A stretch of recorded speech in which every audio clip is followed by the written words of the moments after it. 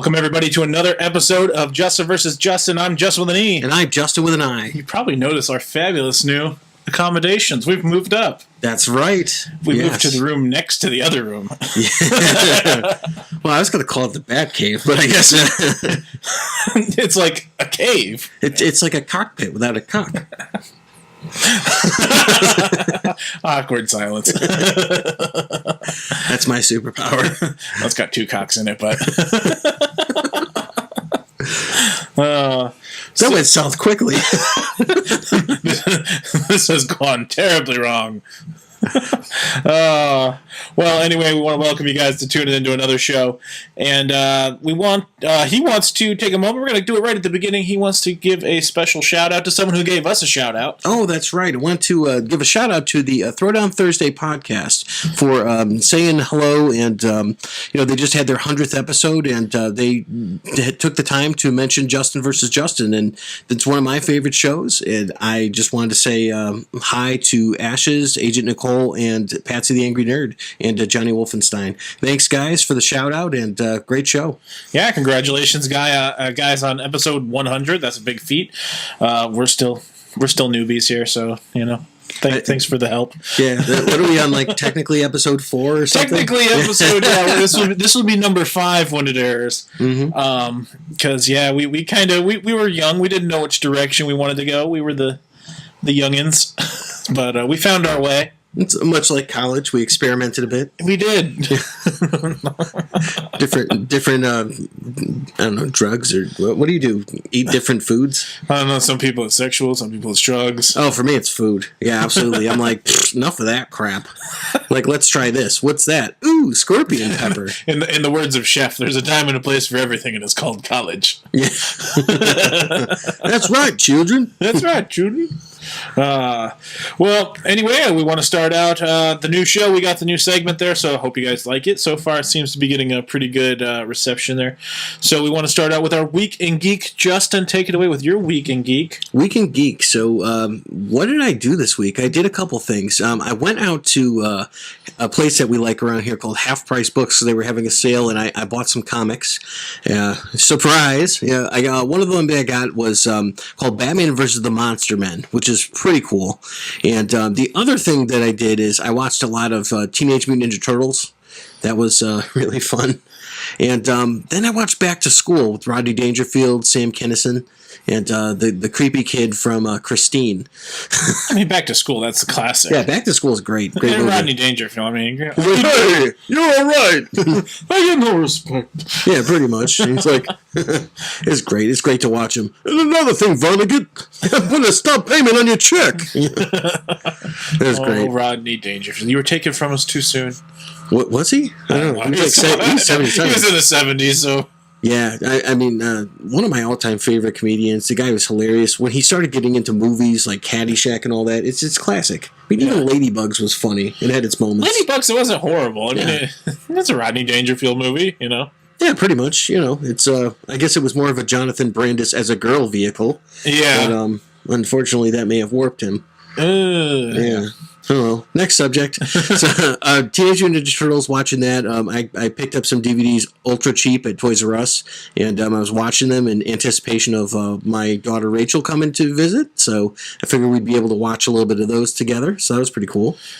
Toys R Us. I too did a Toys R Us haul this weekend. I went because you sent me that picture, and I had to go. Yeah, I mean, now it's all 50%, 60% off, and I got so much Star Wars stuff, and it was only like $29, and I came home with like 2 bags full. So I'm actually wearing a Yellow Lantern shirt today because I will never be a Green Lantern. I do not have the willpower for that shit, especially walking into friggin' Toys R Us. See, yeah, I mean, just this weekend, Toys R Us was bad. I went to Half Price Books like you did. I even texted you afterwards. I'm like, they got me. Yeah, they totally did. Well, the good thing is I was able to pick up the new Pop vinyls. Not new, but new to us. So now we have Kelly and Pablo to go with Ash and Bane. Yes. So to complete the Ash versus Evil Dead motif. So we're still looking for a Ruby. So if you have a line on a Ruby, drop us a line and let us know. So we'd love to add a Ruby. Yeah, why not? I think that's a good idea. Yeah, you have the whole set. Oh so. Yeah, it's the whole set. Justin, how was your Weekend Geek? My Weekend Geek, it was a typical Weekend Geek for myself, I started out, I rewatched Daredevil from 2003. Did you watch the director's cut? No. Did it have Coolio in it? No. See, there's your fault right there. The director's cut's so much better. I watched the regular old 2003 version. One thing I do, watching this, I was not a huge fan. I know you said you liked it. I do. Me was the Colin Farrell faces. Because there's one scene in particular, he's throwing the stars and Daredevil catches them all in his cane and he just I was like, oh my gosh. How about when he throws the plate glass window that falls out and he's just like... the thing is, he catches them and they're all perfectly square. Yeah, and it's funny too on how he catches them all like he's catching pizza. But I get it. He's a marksman. He has impeccable aim and all that. So it's like he's going ahead and do it. Or when he grabs the candlestick and he just looks like he's going to do something erotic. It's like, oh, yeah. Frank Miller was in that movie, right? Frank Miller was the priest. Yep. In the movie. Yeah, Frank Miller was the priest. And this was like the first Marvel movie to set off all the other Marvel movies kind of down the line. And watching and seeing all the people that are in the Marvel movies now that are in this movie kind of blows my mind. Like Jon Favreau. Yep, he plays Foggy Nelson. Yep. So I'm like, oh, there's Happy. Completely forgot about that. Yeah, and Kevin Smith has a small role in it. He does, yep, and he does what he does for a box of cigarettes. Yeah. So then you had Ben Affleck, you had his wife, Jennifer Gardner after that. See, it's funny because this led to that terrible Elektra movie, which is almost like laughably bad, but it's like, realistically, I did not mind her as Elektra in this film. I thought the scene on the playground was kind of cool when they were like standing on the seesaw and going back and forth. It's cool to an extent, but there was just so much flipping. I was like, okay, stop with the flipping. They flipped everywhere in this movie. Yeah, they did lots of flipping. They did. They flipped for everything. They were cuckoo for Cocoa Puffs. See, I love the soundtrack to this movie. The soundtrack to this movie was top notch. I remember when it came out in 2003, I bought the soundtrack. I still own it. I still rock that out. Absolutely. So, yeah, no doubt. It's not, and everyone's like, oh, it's Evanescence. It's not just Evanescence. Those songs are cemented into this film. Like those songs, it's like they're clearly, parts of this film, and you can remember back to where they were. Oh, yeah, no. It was. But there's like Soil and Rob Zombie and Drowning Pool. Yeah. And I think Nappy Roots and, just like a whole bunch of different stuff on this. It's really versatile kind of early 2000s soundtrack, so I really like that. Yeah, no, the soundtrack, I will give you hands down, was a great movie soundtrack, but yeah, just too much flipping, and the computer animated stuff that they did was just a little too much for me, but I have to think it was 2003, that was pretty badass in 2003. You know who I didn't like in the movie? I didn't like Wesley. So, because they got the guy who played the Bone Collector to play Wesley, and I'm like, couldn't they have done a little better than that? The one guy that I thought was a perfect fit was Michael Clark Duncan. Yeah, that was a total juxtaposition when they put him in there, because it was like, oh no, you can't do the Kingpin. And I will say, we have seen Vincent D'Onofrio prove that he is the ultimate Kingpin, if you've watched the Daredevil show. But man, Michael Clark Duncan was really good. I think it was just if you watch the believable cartoon, as hell. He just fits the profile of the comic book so well. I would agree. The build and everything, it's just because he's got that monstrous. He had the monstrous build. And he's an Illinois guy. He's a Chicago guy. I guess he grew up not too far from us, actually, over here. So not that I grew up out here, but yeah. So I guess he's from this area. Yeah. Rest in peace, Michael Clark Duncan. I just want to move. I liked all his movies. It was sad when he passed away. Yeah, Slammin' Salmon was pretty funny. Salmon. You had The Island, the Green Mile. The Green Mile was great. Yep. We can't think of any others. Scorpion King. Yeah, I was about to say he was in the Scorpion King. He was never in any car movies, right? Like no, he never made it to the Fast and the Furious. Yeah, no, I can't remember any other ones that he was in right now. But I'm like, I've always enjoyed seeing him. Like he was one of those guys that's like, you know what, I kind of like that guy. Yeah. I hope he does well. He's enjoyable to watch. Yeah, he was. Yeah. He was a treasure. So, Daredevil, what else did you watch? I rewatched The Dark Knight. Classic. Love it. Do they mention yams at all in there? I think there was a part where he was fighting Bane, and he stole my yams. You took my yams. Nice. And Bane, I didn't take the yams. And he gets beaten within an inch of his life. I have to eat everything through a straw. Yeah, I mean he gets pureed yams. You were born by the chewing. You mean adopted the chewing? The chewing. Okay. All right then. Well, he's got the mask. Yeah. No. Well, I mean, it stands to reason that he would have to eat like strained peas. Well, I mean, even as the line, what would happen if I removed that? It'd be extremely painful for you.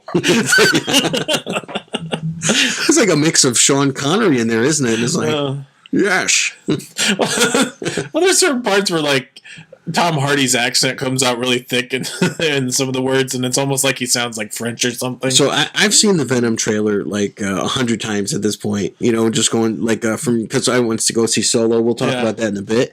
But and just seeing the Venom trailer, and it's from the Life Corporation, by the way, which may tie to the movie Life. Which I'm just saying, it may.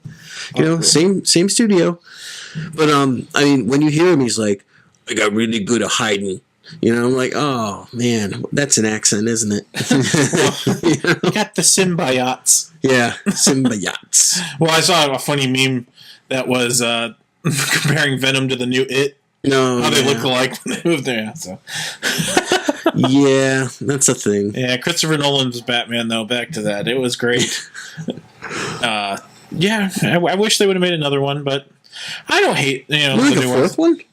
What? You mean you wish they had made a fourth one? Yeah. Or do you wish that they had brought him into Justice League? Like maybe mix I think they should have brought him into Justice League instead of just establishing a brand new Batman with Affleck. Yeah, I think because you are on record for saying you do like Affleck. I do Batman. like Affleck. Yeah. I do. But I think as far as direction goes, if they would have brought Christopher Nolan in to direct Justice League... Oh, Nolan. I'm sorry. I thought you were thinking of Christian Bale. Well, Christian Bale was attached to Nolan. So if Nolan comes, Christian Bale comes. That's a given. Just think of how great Justice League might have been. I don't know, because I wonder if he would pull some of that Memento crap, where it would be just kind of like that and very disjuncted. But then again, Batman versus Superman was pretty disjuncted. So... or disjointed. I think it's just DC just needs to get on board on trying to figure out what they want to do. That's the problem. I think they need to start with writing. I think the thing is they need to stop trying to be Marvel. Yeah, it's a different thing. I mean, if you're going to build on a 12-year cinematic history from teasers that go up into different movies and they tie in like that, it's like you can't just start and be like, shotgun blast, it's the Justice League. It's like, no. Yeah, and that's what I think the problem is. It's just they're trying to be Marvel. You're not going to be Marvel. Just leave it be. You know what I would like to see? I think that when you do an origin movie, it's not always going to be the best one. Yeah. Like look at Batman Begins as opposed to The Dark Knight. Yeah, no, The Dark Knight is a up. better movie, and everybody likes The Dark Knight better than Batman Begins. And Batman Begins is literally the stepping stone. Yeah. Why not try something different and just go in without the damn origin story, like Spider-Man Homecoming? Yeah. Where they go in and it's like, okay, well, they kind of explain it, but they don't really go into the whole damn thing. And it's like, I thought that was pretty good because... Well, it makes perfect sense because we all know the backstory. Like, we know by now. It's like, we know Bruce Wayne's family got killed. We know. Well, I mean, that's something that's like every Batman comic you read pretty much has that moment. Yeah, everybody. So it's like, I get that for Batman. So maybe that's a bad example. But, I mean, just instead of going through the whole thing for once, just, take... Don't bring up my dead parents. It's like, is that the Lego Batman movie that even does it? Yeah. Stop bringing up my dead parents. Martha. Oh, God. Yeah, I would love to see Christian Bale do a reading or something like that of that script. Oh my God, be terrible. No, it'd be even better if they just had him read Home Alone. That would be hilarious. Are you ready to give up? Or are you thirsty?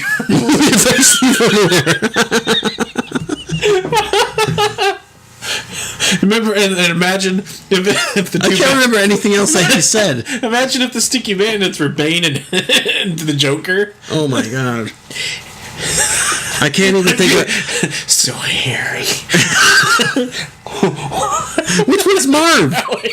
Who would be the Marv and who would be the Harry? I don't know. I feel like you'd have two Marvs, I think Marv would have to be the Joker, or no, Harry would be the Joker. Marv would be Bane. Okay, and Harry. Because I'm just imagining the scene where he's laying from the tar, going. You burned my freaking head off! And I got the perfect thing. What's that? Where's Master Bird? We left Master Wine at the manor. Oh no! Oh God! And then Michael Caine is the neighbor next door with the shovel that hits the. My family left me. He's like, see, they should remake this movie now. That'd be an expensive remake. They'd have to exhume the corpse of Heath Ledger. Or maybe they just get Joe Pesci to play the Joker. No, I got these scars. You know what? I'm gonna go on record. A snow shovel. I would rather see Joe Pesci as the Joker than Jared Leto. The Batman beat me once. You know what? Why not bring Joe Piscopo out? Why not? He's hilarious. The guy's built. He's a bodybuilder. Put him out there. What if we had Danny DeVito as the Joker? Danny DeVito could arguably play anything. You got to pay the troll when you get in this. Oh man. But I'm still stuck on my Home Alone sequel now. Home Alone sequel, yeah. You know, I just remember them talking about that from Dogma, like, except for that one. It's Alfred's girlfriend. Woof. I can't think of any notable quotes from that because everything is just like a sight gag.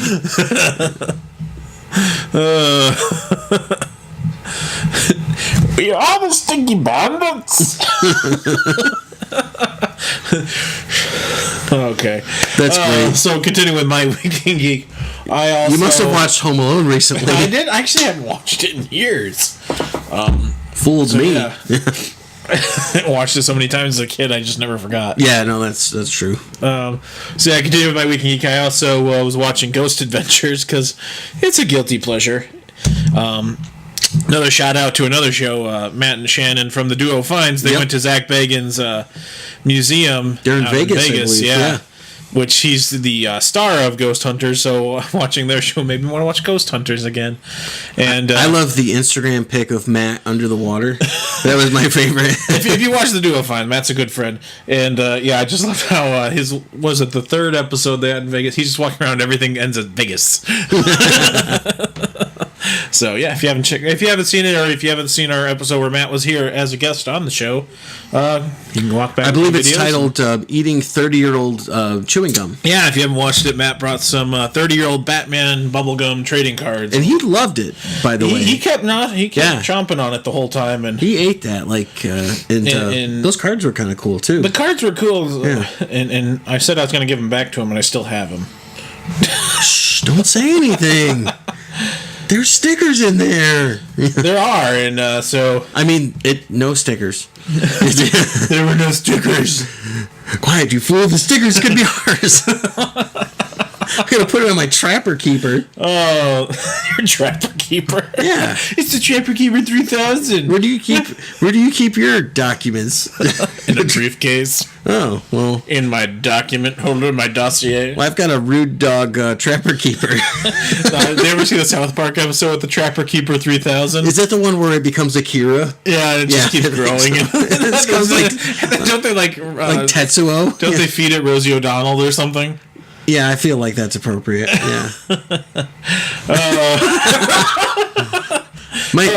My kids watch South Park because they don't have any good supervision. Shout out to Grace and Rachel. So loving that now they'll talk to me like, "Hey, Dad, do you like fish sticks?" I'm like, "Are you serious? Are you serious? You did not just ask me if I like fish sticks." And I'm like, "I love you so much right now." Oh, you gotta love the old South Park gags. Pretty much. I like to say things that maybe from episodes they haven't seen. I'd be like, "A pig and an elephant's DNA just won't splice." And I'm like, "What?" I'm like, "Season 1, come on." Still my favorite all time is "Goddamn Loch Ness Monster, I need about 350." About 350. I love it. Goddamn succubus. Succubus, come down. She said, "I need about 350." There must be a morning after. If we could go on through the night. Get back my baby. Yeah, she was great. They do all the voices on them, man. It's great. It does not matter what. They have like one female cast member. Well, another one now because the original mother died.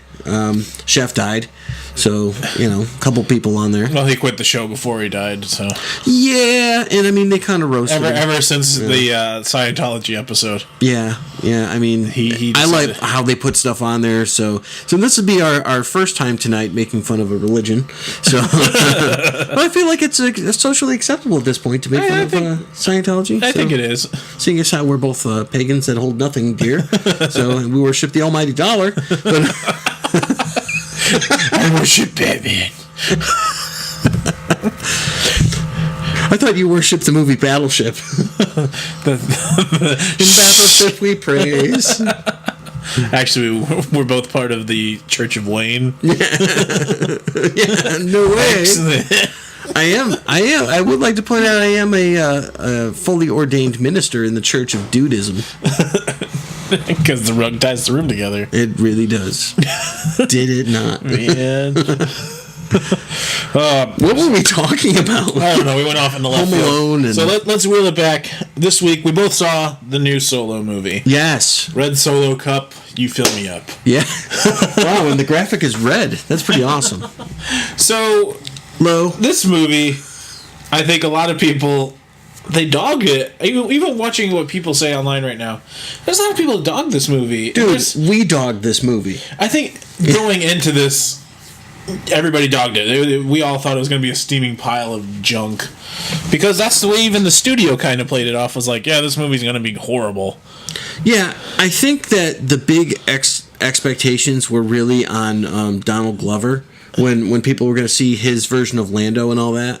And, I mean... He could not have been better. I mean, I wish there was more of him in the movie. Honestly, I watched this movie. I went in just going, okay, I'm going to see it because we have a show. We're going to have to talk about it. Yep, pretty much. So in Star Wars. And we're a show that talks about Star Wars. Star Wars. Did we mention Star Wars? Star Wars. So, hey, Turkey, I'm talking to you. Number one show. Number one. Number one show. You watch. Let's make us number one in Turkey again. Justin and Justin present Solo, a Star Wars story. Featuring the president of Turkey. Hello, I watch movie film. I like very much. Oh my God. Thank you, Mr. President. Yes. Thank you for having me on number one podcast in all of Turkey. I have a picture of Danny Glover in my office. It's a good show. I get too old for this shit. It's a good show. It's a good show. We threw the shoe. You come to my house after show, we eat cheese. I can't. We keep going back to don't mention or don't fear the Zohan. It's insane. I just want one pee touch.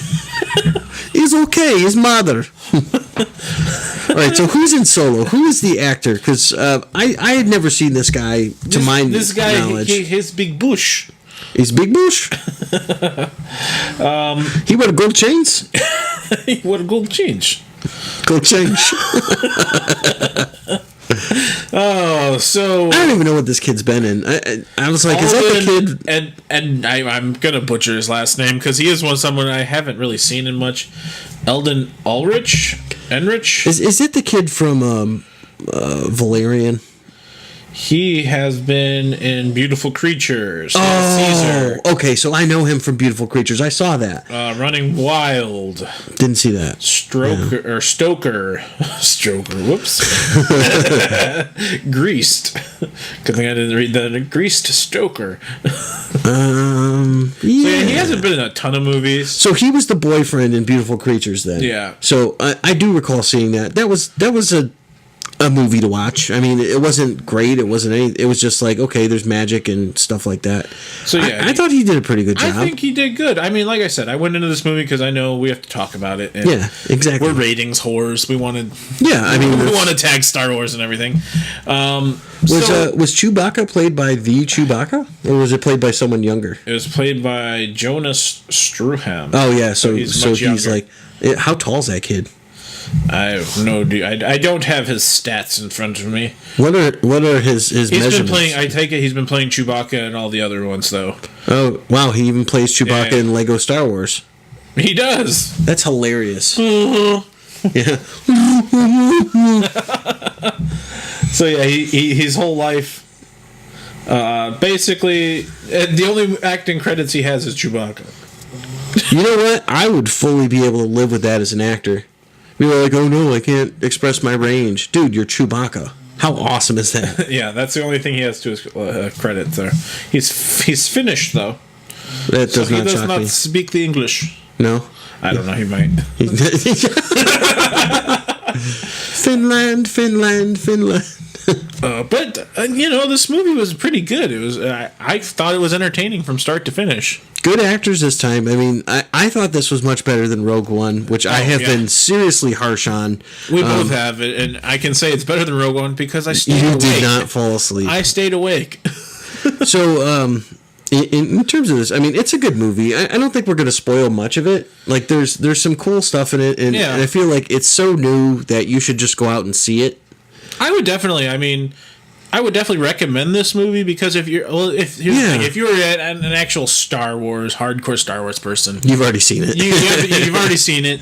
In either one, you liked it because it follows the story. It leads up. It's kind of the prequel that the other ones weren't making. But if you're a diehard, you may not like it because Harrison Ford isn't in it and that kind of stuff. But you can't have Harrison Ford play a young Han Solo. He's a little older now. The only thing they could have done, and he would have never been into this, is if they did the whole Clue thing with Jeff Bridges, like they did in Tron. Yeah, and it's the same studio, so arguably you could do that. But I mean, he looks enough like him. It's not like River Phoenix was, young Indiana Jones in Last Crusade, and that he had to look so much like him. It's like you have to suspend disbelief at some point. Yeah, and honestly, I thought he did okay. I mean, I know they cut during shooting because they brought in an acting coach to help him act. Okay. Because I guess his scenes were just so horrible. So whatever they did, I think they fixed it, and Ron Howard did his Ron Howardness. And yeah, I think that was the big thing for me was the directing on this one was really good. Well, I mean, it's Ron Howard. Yeah, and I mean, I don't know the last movie that I saw that was a Ron Howard film, but this movie does have Warwick Davis in it. And actually, he doesn't have a suit on it for the first time in a Star Wars movie. You're right. Yeah, usually he's in an Ewok costume or something else, and he just got to be himself in this movie. Yeah. So, I felt like a lot of stuff was paced very well, and it made sense. So I guess I would have to give a lot of that up to Ron Howard, who knows what he's doing. Yeah, I mean, he narrates Arrested Development. Oh, yeah, he does? And This Is Us. He does a lot of TV work lately. Well, I mean, remember he was on like a space kick for a while, so maybe he's back on a space kick. Maybe. Yeah. But I mean, he did a good job. He took what the studio said was a giant turd, and he made it into a very watchable, enjoyable movie. What studio said it was a turd? Their own studio. They fired the original director. They brought in an acting coach for Alden Ehrenreich. I'm just gonna butcher it. His name. That's the thing I think that works about this is he had lines, but his lines were all like punchlines or like predictable stuff like that. So it was like he didn't say much, but he did a lot. So the real thing is everyone kind of acted around him. Yeah, would you agree with that? Yeah. Because Woody Harrelson, I mean, the guy killed it. He did. I loved Woody Harrelson's character. He plays Beckett in this movie.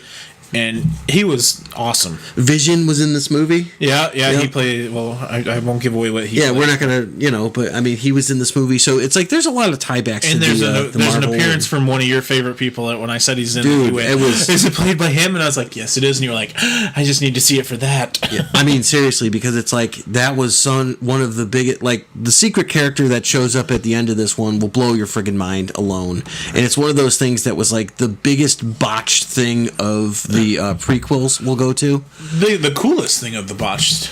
Yeah, I think so. I think the coolest character of the prequels. Yeah, definitely. So, besides Sam Jackson. Oh, okay. Second coolest.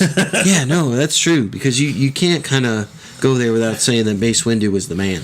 I mean, it's Sam Jackson. So it's not Sam Jackson. So it's not Sam Jackson. This is a movie that he's actually not in right now. He is not in this movie.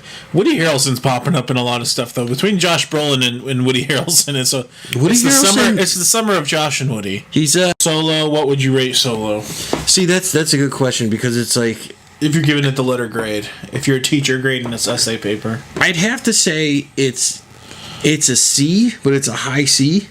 So maybe a C+. Went low. I did. Usually you're the one that's kind of very generous with the grades. It's absolutely true. Even in my comics when I rate them, but I'm gonna go with a C because the movie is not without its problems. The actor himself, he's serviceable. The story is entertaining, and I just wonder, it's like, did I see this because there was nothing else to watch? Was the story enthralling? No, it was like fun to watch. It was fun. It was a fun movie. It was better than something like Suicide Squad or all that because there was no glaring holes in it. Yeah. But like the best things were really like the cameos. Yeah. So I can't say it's like the story was so good that it gripped me, but it was enjoyable to watch. I would see. I'm on that C plus B minus teeter totter. I'll be nice. I will give it the B plus. Or the B minus, I mean. I'll give it the B minus. It's a very good movie. It's very enjoyable. It's very watchable. If you go watch it, I don't think you're going to leave disappointed. Yeah, absolutely. I don't think a C is bad because it's average. It's an average movie. I like it an average amount. Yeah. I would purchase a C plus movie. Absolutely. Yeah, like I said, I'm in that C plus B minus. It's a very good middle of the road movie. It's not the greatest thing you've ever seen. It's not award winning. I wonder about rewatchability because I'm sure that there's some Easter eggs and all that. I'm sure definitely there's another watch or two in it. Yeah. I'm sure I will watch it. I've been known to like a movie better the second time watching it. I did not like Anchorman the first time I saw it. So, which I've actually heard a lot of people say that. I loved it the first time. I didn't get it the first time I saw it. It was love at first sight for me with that movie. Oh, you're better than me. I'm going to go back and watch Airplane again. So I guess that's. I know you don't like Batman versus Superman, but that's kind of how it was for me. Every time I watch it, I pick up on little things a little more, and it becomes more tolerable to me. I like all the Gal Gadot scenes because, she steals the scene when she's in it. Well, it's... It's not just that, but, she has gravitas. Oh, she does. She plays Wonder Woman fantastically. You think about the difference of this. Like, even going back to 2003 Daredevil, right? Yeah. And you think about, like, Jennifer Garnier... and versus Gal Gadot, and it's like, think about the two similarities in those scenes where you've got like Elektra and Daredevil, and then you have Batman and you have Wonder Woman.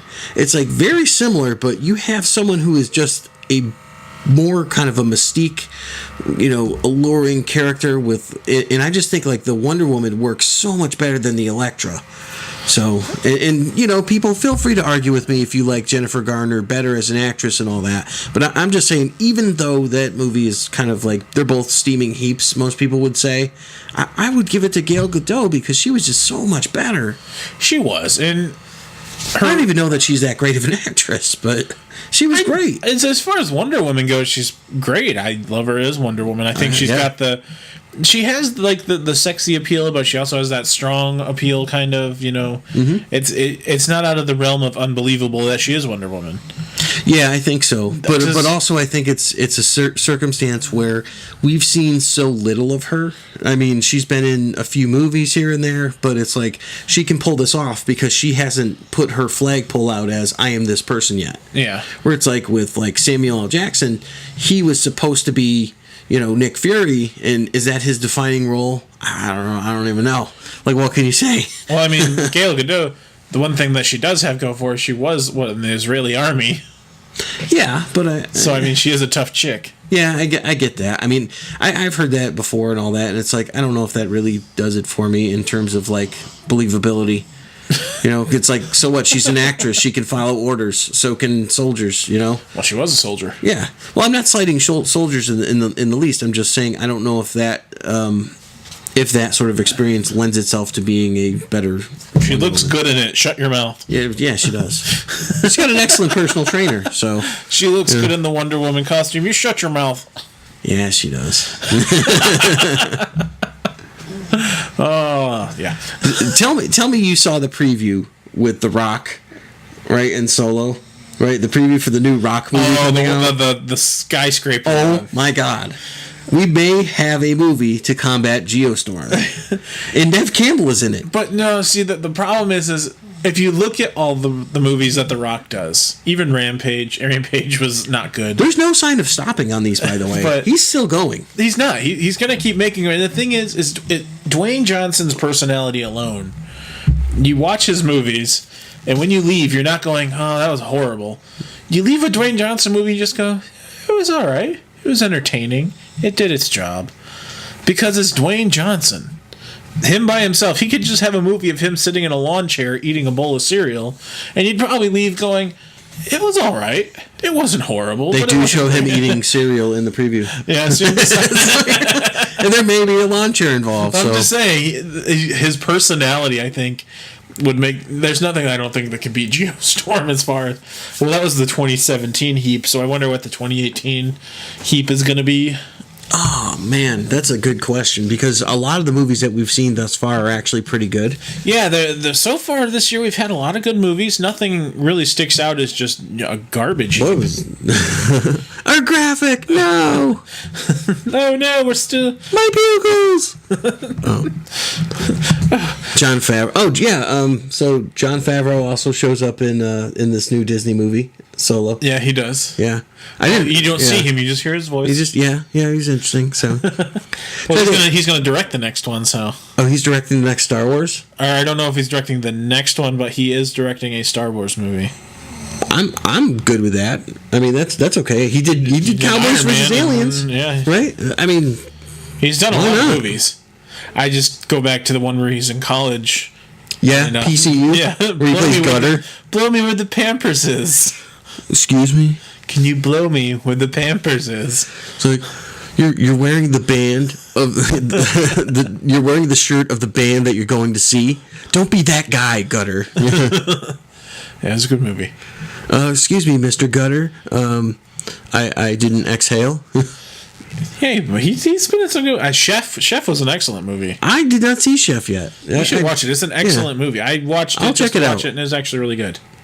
I don't like when he just like randomly shows up in Vince Vaughn movies, and I'm like, oh, I get it, guys. You were in friggin' Swingers and shit. You know, it's like, well, it's Vince Vaughn.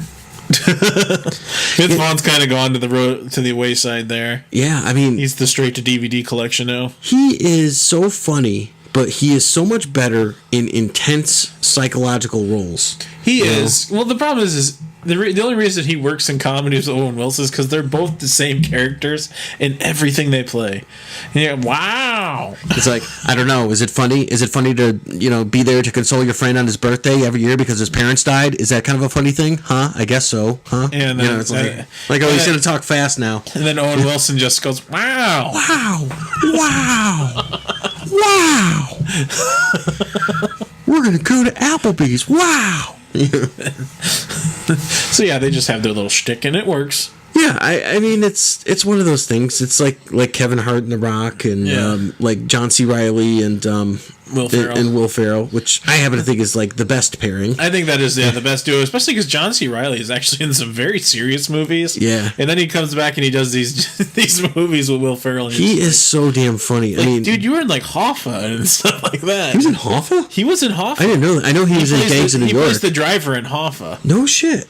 I didn't see. Wow, I haven't that's watched a long Hoffa time in years, but the last time I watched, I went, "That's John C. Reilly." Yeah, I mean, I remember him as the sheriff in Gangs of New York, which was incredibly long and boring, and it's a one-time watch for sure. Is. He was in Magnolia. He was in Boogie Nights. He was in a whole bunch of stuff. Wreck-It Ralph, man. Yeah. Wreck-It Ralph was amazing. That's coming out this year, isn't it? My favorite though of his is Walk Hard. Yeah, Walk Hard, the Dewey Cox story. Just because it's Tim Meadows, you don't want this. You don't want this in your life. I think I do. What are you doing? I think I want me some of that cocaine. No, my favorite line. Cheryl Cox Teagues. You could take my kids, but leave me my monkey. I love at the end too when he's meeting all the kids. Like the Asian kid shows up and he's like, "Are you sure you're mine?" Man, that was a weird period I had in the 70s. Walk hard. I can smell again. That was great. Wrong kid died. That's my wife, Dewey. There's a dude died in a horrible machete accident. I love it. Yeah, wasn't that Jonah Hill? Yeah. That is a unpolished gem of a movie. It doesn't get the credit it deserves. I feel like Grandma's Boy. Oh, I love Grandma's Boy. They're movies like that where they're really funny and you watch them and you're like, oh man, I forget, and it's on like FX and you're like, oh man, I just gotta watch this damn movie. Yeah, Walk Hard is definitely one I don't think got enough credit, and it's got some just amazing scenes in there. Yeah, I would agree. Like in the Tim Meadows scene where he's like, they're any Tim Meadows scene. Dewey, you slept with my wife, and you slept with my wife. You get to Tim Meadows, and you didn't pay for drugs once. Not once. And then they're like going around with all these horrible things. They get back to Tim Meadows, and again, you didn't pay for drugs once. I feel like that was the movie that really gave Tim Meadows the credit that he deserves. Yeah. You know, it's like, yeah. We're doing uppers and downers. You don't want this in your life. It's Viagra. We're smoking reefers, so I don't want to get addicted. You won't get addicted. I don't want to have a hangover. It doesn't give you one. Was it going to make me want to have sex? It makes it better. Well, I think I want to try some of that. Yes. You don't want no part of this, Dewey. Yeah, that was great. That was such a good movie. Oh, I loved it. Do you think that we are the number one endorsing Tim Meadows podcast that's out there? I'd have to say we got to at least be one or two. I mean, I was just thinking along the lines of like the things that we mentioned continuously are Tim Meadows, Star Wars, Wayne's World, Michael Caine, Yams, yeah, Batman, and Tim Meadows. So maybe we could do that. We can get him to endorse the podcast. We need to find Tim Meadows. We need to get him on this show somehow. You know what? He needs to do more work. He needs to be on, because I mean he does a fair amount of stuff. Yeah, he's on the Goldbergs and stuff. Yeah, and I mean he was on Bob's Burgers. And, yeah, maybe he's doing voice acting. Tim Meadows, please, can you send us a voicemail that we can play? He'd be like, yeah, this is Leon Phelps, and Dewey Cox was a great movie. Or you could like leave us a voicemail. It's like, you never listened to my podcast, not once. Tim Meadows, if you have a podcast, I will listen to it. I think that would be great if he does have one and we just don't know it yet. And he's like, you didn't listen to my podcast, not once. I just like it because it's like he was the longest running cast member on Saturday Night Live until Kenan Thompson took that title. And Kenan Thompson is in like maybe one out of every 5 sketches out of like 6 sketches on the show. You sure he did the longest? I thought it was he was what's his name? He was the there guy who played Al Gore. Daryl Hammond? Isn't Daryl Hammond still on the show? Well, that's the thing. No longer is he the most seasons. Like Tim Meadows is not. But for a while, he was. He was like the guy who was there. Because he was there from like when David Harvey was on, and Mike Myers, and then like all through like the Adam Sandler era and Chris Farley and Phil Hartman. He was there when everybody left. He went on into like the Will Ferrell era. Yep. And then he finally left, and because I remember it was him and Tracy Morgan. And then Tracy Morgan was like, look for me at the end of the show. I'm the other black guy. Oh my! I do love Tracy Morgan too. Again. Bear with us as we work through technical difficulties. Yeah, but he's not in Star Wars. No, he's not in Star Wars. He should be though. But I would say this is a good thing to go see. I mean, if you're wondering what that sound is, our director has fallen asleep and sounds like she's dying. Yeah, that's a doggy. That's my dog, and you have to check out Instagram to see the picture of her. She's in the director's chair. We have a chair right behind the camera, and she's asleep in it. And a special Easter egg in some of our episodes, you can actually see her nuzzle up to our crotches. Yes, or you can hear her walk in the background sometimes too. Pretty much, yeah. Yeah, she's part of the show. She's watching us right now, glaring at us. She's definitely saying we need to talk about book club. Oh, book club. So, yeah. That's what she was looking at. She said, we need to talk about book club. I believe we were reading The Ladies' Man by Tim Meadows. That would be great. That needs to be a comic. I would totally read that. Yeah, that would be pretty cool. Like a Leisure Suit Larry sort of thing. And Leon Phelps entered his tip. It was not quite 20%. He got his wang mouth size that day. Oh, that would be great. So, to continue with book club, we've posted it on Facebook, Instagram, all over. If you guys want to continue, if you guys want to join in, email us, message us. We'll get you in on the conversation, be part of the show. But we're going to talk about where we left off. We've left off with Scooby-Doo and Bane Conquest. So we will start with Scooby. Mm-hmm. So far, the gang we're through issues 1 through 6 now. So they picked up the Mystery Machine. They got the Mystery Machine. They ended up at it's like a Walmart basically. Yeah. It's a wannabe Walmart that they're stuck in, and they're trying to hack back into the servers to figure out if the apocalypse was a isolated incident or if was it everywhere. And there's a lot of fighting and bickering between them, and then these kind of zombie devils show up, and they're just blasting the hell out of them. And are you as impressed as I am with Shaggy? Like, he has a lot more skills than regular Norwood on the Scooby-Doo show. Yeah, he just doesn't walk around going, zoinks! Yeah, pretty much. Like, he's useful. Like, he just looks stupid. He's kind of useful. There, in one scene in the comic, he does sleep through an attack. Yeah, they're getting attacked by these demon things, and he's just sleeping away. Yeah, that's pretty clever. So. But yeah, there's like these devil demons, and they're hiding from them, and...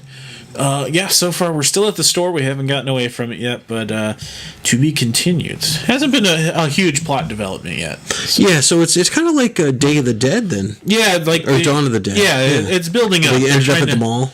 Yeah, they're trying to build it up, and they got a laptop from the store and everything, and it's building up the story. It's building, it's growing.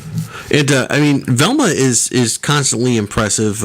It's funny too because it seems like she's got a lot to atone for. Yes, because she is someone in the very first issue. You see her actually releasing these nanobots into the air from like the Eiffel Tower and stuff like that. And she was hoping to help people, and it turns out that her company kind of double crossed her, and they were trying to control people.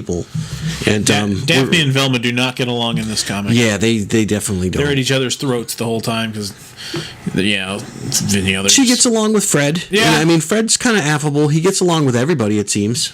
Yeah, so. He's a regular dude, bro. Yeah, he's a dude, bro. I'd say so. He's a dude, bro. With the Shaggy, neckerchief. Yeah. Shaggy's your hipster. Yeah. Scooby's entertaining. Scooby's still Scooby. They haven't really changed Scooby too much. Yeah, he's just got like a heads-up LED display on his eye. He's just more modern. Yeah, but he's still the same type. Yeah. He's a robo-dog. Robo-dog. A smart dog, as they call him. So, on to Bane Conquest. Bane Conquest. And in this in episode number 3 or issue 3, we get to see the Batman. So you like Bane? You're a big Bane fan. Yes. I don't think of Bane like when I hear Bane. I don't hear that the Tom Hardy Bane. No, I hear the cartoon Bane, like the Carlos Alazraqui Bane. And I forgot this in my week of geek, but I did go to a arcade, and I was playing the Batman game where you sit and you do the Batmobile. Oh, nice! And I was doing the Bane level and all that. Oh, so much fun. But yeah, no, I don't read it in Tom Hardy voice. It's impossible, because especially when you get to the Spanish parts. Yeah. Don't style. Because there's even this in issue 3, we get to see Bane start speaking more Spanish, and he's like, "I will hurt you, uno, dos, tres." It doesn't work. Yeah, so he's much more intelligent, much more. You know who he reminds me of? Riddick. Definitely, Riddick a lot. Like, just like, I'm going to kill you for doing this, and I'm going to use this to do it. And you're like, oh, that's not going to happen. Then he does exactly what he says he's going to do. Yeah, and so he gets to find out who, what's the bad guy's name? Damocles? Damocles, that's it. We get to see actually his boss, and he's just a head in a chair. Huh. And Batman saying, "Don't hurt him. We don't kill." And Bane just, he beats the crap out of him, basically within an inch of his life, and he goes, "I didn't kill him."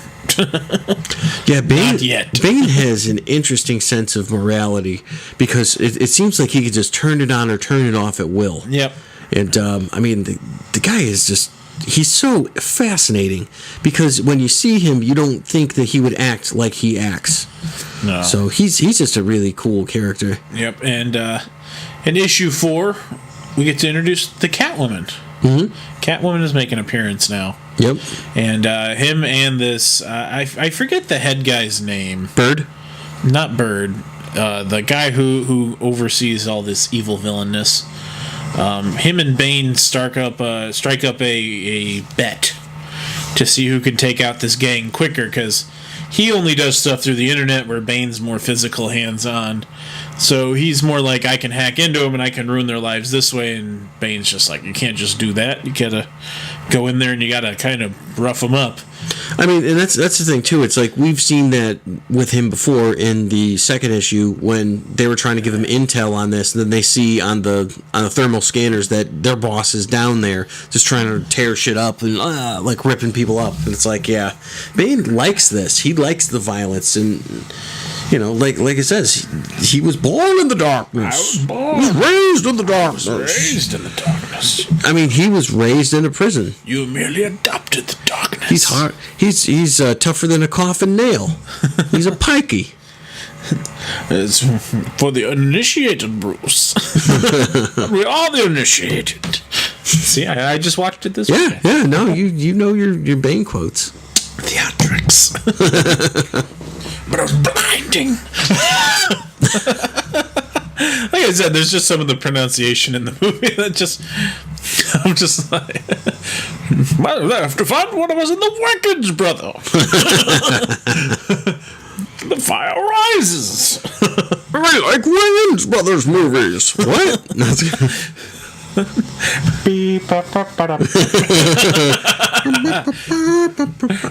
What a lovely, lovely voice. So you're liking Bane Conquest. It was a good choice. I'm liking both of them. Cool.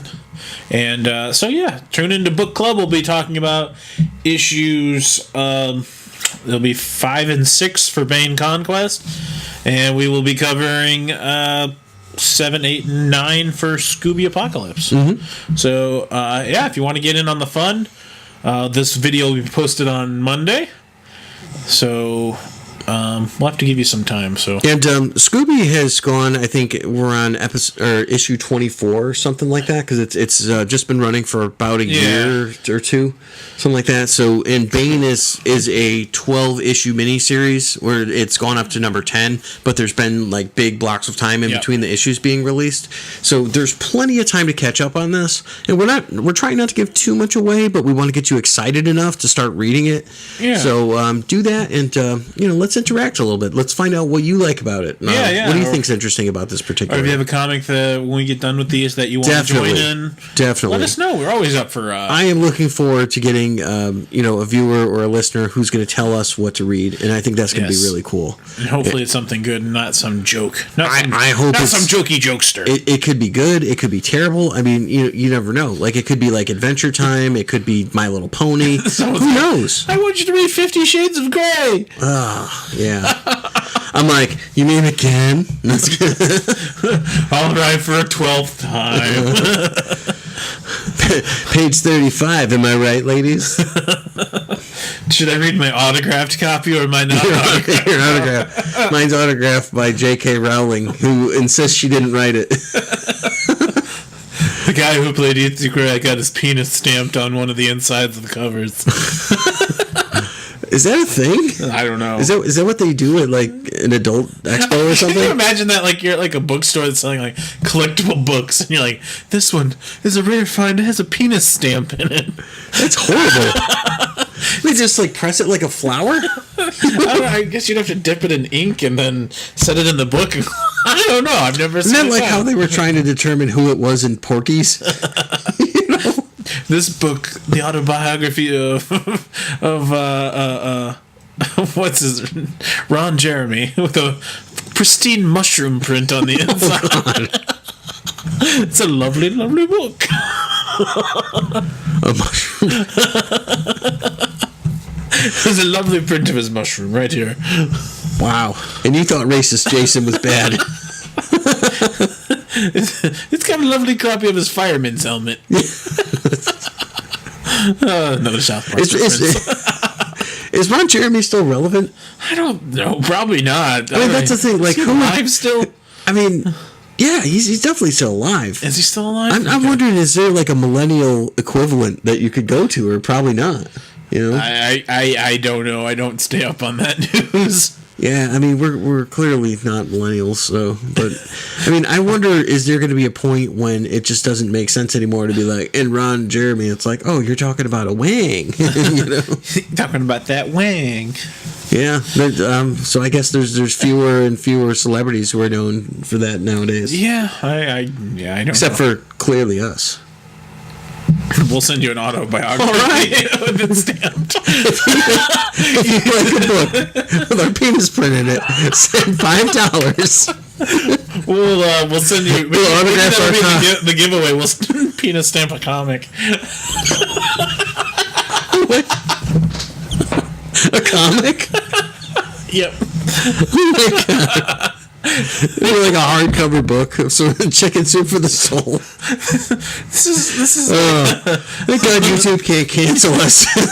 This is a wonderful Teenage Mutant Ninja Turtles copy with a penis print. Like, we used red ink. Oh God. We are the worst people. And yes, that is a penis print on Donatello's head. No, it's just terrible art. Goddamn Jim Lawson, you suck. Oh man, that would be hilarious. So maybe it'll be a Star Wars. I don't think it's going to happen. Star Wars book. Right? It'll be in Turkish. No, I got the perfect thing. We'll do a giveaway with a penis print of the Little Mermaid. There you see, there's a penis on the cover. So That's right. Our first giveaway is going to be the VHS copy of Little Mermaid. The VHS that we get from the Salvation Army or Goodwill for 99 cents. But that brings up an interesting question. We were talking about doing a giveaway. I think that's going to be coming very soon. We've got some details to follow, but we're going to let you guys know because you've all been great listeners and great. There will be no penis print. Yeah, no, that's not going to happen. So. You have to pay extra for that. Well, the whole point is, if it's a giveaway, you don't have to pay anything for it. So, the details that I can tell you right now, it's going to be for anyone in the U.S. Sorry, Turkey. So we'll let you know. We work very closely with a lot of groups like Amalgamania, and with those that we're both upstanding members of, we're working out some sort of cross promotion. So we'll figure that out and stay tuned. Yes, stay tuned just for our giveaway. Yes, it'll probably be Star Wars related. No, I wish it was Wayne's World related. We'll give away an extensive collection of hairnets and name tags. Dude, that would be great. Doesn't have to be Wayne's World. We just send them our old name. Why don't we give out brown M&Ms? I'm not going to sit and they'd be spray painted in dark because we know we're not going to sit there and sort them out. No, I would just go to the store and buy all brown M&Ms. You know how expensive that would be? I don't know how expensive anything is because I say things and then you go buy them in like the single colored batches, they're extremely expensive. Wow, what bullshit! I know, it's like, oh, I can go to the store and buy a bag for 99 cents, but if you want that same size bag of single colored, it'll be $14.95. And peanut allergies, what the hell? What's with that? I know. What's the deal with that? So were you a Seinfeld guy? I don't know if like you... Seinfeld. Yeah, okay. Who doesn't? I mean, yeah. No, so for you. I met the Soup Nazi. He was a nice guy, actually. Did you ever drive in John Voight's car? No, but I look like I did. What? George is getting angry! Or do you like to heat your clothes in a pizza oven? I think so, but until my jacket caught fire. Yeah. But it does smell like pizza, and dogs chase me down the street. Or Kenny Rogers chicken. Kenny! The red light. Yeah. Yeah, that was great. Cleaning salad in the shower. There's a lot of that. I like the bit characters on that show. Like, that's gold, Jerry. Like Banya. Yeah. Or what's the Yankees owner? Oh, George Steinbrenner? Yeah. Yeah. What's going on, George? Oh, I like this. I like candy. It's delicious. Hey, where are you going? Or the one boss that's like the super adventurous guy. I always forget his name. John Peterman. Yeah, John Peterman. The urban sombrero. Yeah, we'll have to talk some more about Seinfeld JFK's sometime. golf clubs. Yeah. Are you the master of your own domain? That does sound Danish, doesn't it? I was nearly in the Seinfeld. Hello, Elaine. Have you finished your review of the urban sombrero? So now we're into Seinfeld, or Batman is now being remade into Seinfeld after they get done remaking Home Alone. Okay, so all right, I like this. We'll follow it. I'm thinking the Riddler has got to be Jerry. I don't know. Batman, I don't think he could be the has Joker. to be Jerry. Jerry could be. Well, he's always wanted to play Superman. He could be Batman. Kramer, why do you have to keep coming into my apartment? No, but I think you got Jerry. I think you got Jerry Seinfeld, and he's like, why do they always do this? And what's the deal with Why this? do you do this? No, man. You're assuming Christian Bale would play him, so I don't know. I mean, Kramer could be the Joker, but he's a little crazy. Yeah. He could be Zaz. I'm gonna cut you. It wasn't a horrible Joker. It was just a horrible movie. Well, I think you just said it perfectly because you described him as the Joker and not the Riddler. That's right, yeah. So smack me from Batman fans. I think he was a better Joker than Jared Leto.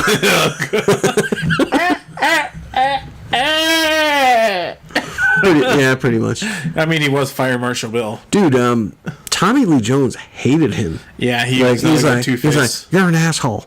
He didn't like that's like the one thing. Robin did. He stopped when you're an asshole. Well, it's funny because I mean we're also pretty notably harsh on Chris O'Donnell. Yeah, he's like, oh, this is cool. When do I get a car? Oh, I'm like, oh, you're everything that's wrong with the '90s. Every time Batman tells him no, he's always like, you don't know me. Yeah, and I feel like Val Kilmer gets a lot of shit, but he was in no way the worst Batman. No, absolutely not. He wasn't horrible. He's like the George Lazenby of the group. You know, he was just there for one. You know, and it's like he was good, but he's never going to be as good as like Sean Connery, or Roger Moore. Was never the Batman. No, I mean just like in general. If we're going back to like the James Bond and Batman. Do you remember if James? Could you think of Sean Connery as Batman? That would be Batman. Yeah, and I probably could. Yeah, young Sean Connery. Yes. Yes, Joker. I'm here to destroy you. Loved you, challenged you. Villalobos Ramirez. Get in the car, Robin. Get in the car. You're making a spectacle of yourself. You're Tom Sawyer. I could definitely see that. I couldn't see any of the other ones because, like maybe Daniel Craig, I suppose. Yeah, Daniel Craig could do it. Yeah, I mean, and I feel like Pierce Brosnan was around like in our youth, so that's the one that's like we should be most attached to. But I mean, it was okay for me. That was like watching Mission Impossible. I'm like, it's there, so I'll watch it, but I never really cared for it that much. Sam Jackson is the Batman. Oh yeah, I mean, no, you know what? I think that Sam Jackson should play Superman. How awesome would that be? That would be great. And you know what? He could do it. Oh, I'm just saying, they would find a way that he would do it, and it would work. You got Kryptonian, motherfucker. How about an entire movie like The Clumps or something like that with Sam Jackson who plays every character in the movie? I'm okay with this. Yeah, I would be too. I would also like to see him go back with Nicolas Cage, like the Amos and Andrew movie. What about Sam Jackson and Nick Cage in a Back to the Future remake? So Doc Brown played by Nicolas Cage? No, I think Doc Brown's going to be played by Sam Jackson. Wow, that hurts. That hurts the head. That's like putting Keanu Reeves and Nicolas Cage in a movie together too. It's like, all right, how about Nick Nolte and Gary Busey? And then I look like you look like me special. You got any cocaine? What? How about we just get we'll get Owen Wilson and and Vince Vaughn, and they'll be in the Back to the Future remake. I don't know. What you got to do is you got to get a car up to 821 to give a call. Wow. What are you doing, Biff? What are you doing? What's going on here? Are we gonna be friends? Are we gonna kiss? What's going on? It's like, slow down. Wow. Wow. We're in 1955. Wow. I'm disappearing. Wow. Look, I got to tell you, we're going to go over here. We're going to go to the Enchantment Under the Sea dance, and it's going to be wonderful. I don't know. I don't feel very wonderful here. I feel like I'm disappearing. My hand's disappearing. Yep, Vince Vaughn. Yep. Wow. That would be horrible. I would rather go back to fan casting Seinfeld as Batman villains. Oh, how about Seinfeld? That's Batman. Yeah. Had a really rough day. Had to fight the Joker. I see. What is the deal with the Joker? Elaine could pull off the Catwoman look. Sure, you know. Yeah, I mean, I feel like any number of it. I mean, Tim Whatley you have, who could be any number of villains, but I would probably Newman would be the Penguin. Newman would definitely be Penguin. Actually, he would probably be a good Penguin. Batman. Tim Whatley would be Mr. Freeze. Penguin. Who else we got in there? The Soup Nazi can be Commissioner Gordon. Yeah, that's a good one, actually. That's pretty apt. No claim for you. Yeah. No claim for you. I like that. Turns the bad signal. So, no claim for you. So then, who does George play? Besides, like, Robin is obviously hilarious. Yeah, that would be... Or no, he could be Alfred. He'd be like a one tightly wound Alfred. Yes. He'd be pretty funny. Yeah. I was thinking you could get him as like the Mad Hatter or something. Like something nuts. Yeah, you probably could. I keep going back to Zaz for Kramer. I'm like, I don't know. Like, he's pretty out there. He'd be Killer Croc. Yeah, Killer Croc. You know, he's wearing Crocs. He's Two-Face. Like, Two-Face. Yeah, actually, Two-Face would probably work. Actually, no. George would be better Two-Face. Yeah, that makes sense. But I still think of him as Robin would be hilarious. Just because the portly suit. It's funny too because like and then he could bring up the shrinkage. Oh yeah, the suit. It's the shrinkage. That's pretty cool. He did play a good bad guy on Criminal Minds.